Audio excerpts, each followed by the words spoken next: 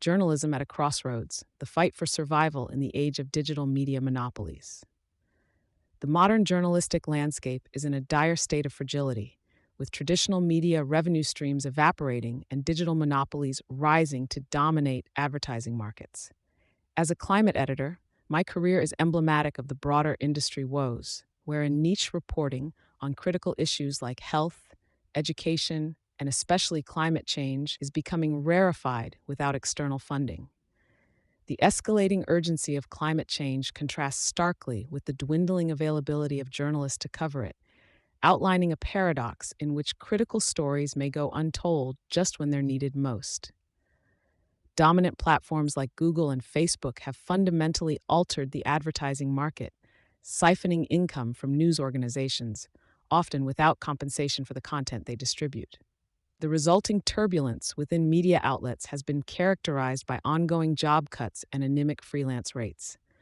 Consequently, newsrooms are increasingly staffed by junior journalists lacking the experience and training necessary to maintain the quality of reporting, while many seasoned journalists and editors have migrated to other fields, including public relations.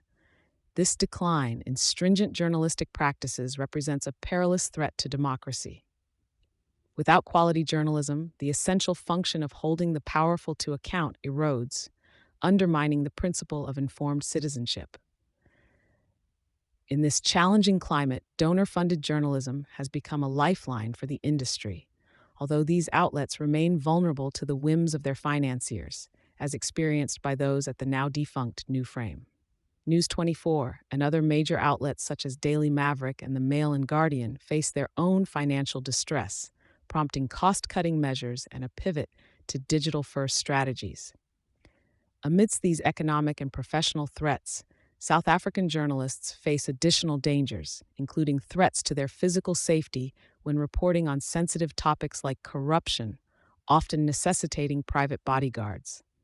Contrasting with South Africa's challenges, however, are the life and death stakes faced by journalists in conflict zones like Haiti, Gaza, and other global hotspots. The CPJ outlines a grim ledger where the pursuit of truth can too often lead to violent reprisals, with insufficient accountability for those who perpetrate such crimes against reporters. The attacks on media professionals in these regions not only signify a crisis for international media, but also constitute an assault on fundamental human rights. They also highlight the nefarious efforts to suppress on-the-ground reporting, evident in attempts to label journalists as enemies or terrorists following targeted killings. There exists now an urgent need for innovative funding solutions for local media, as well as meaningful engagement from big tech companies that have eroded traditional media revenue. Governments and funders alike must appreciate the necessity of a free and robust press as an underpinning of democratic society. The situation calls for concentrated support for specialized journalism, such as climate and science reporting, imperative for fostering a well-informed public poised to tackle the environmental challenges ahead. Sustainable models are needed to ensure journalism can continue to fulfill its crucial role without the sword of Damocles hanging in the form of job insecurity.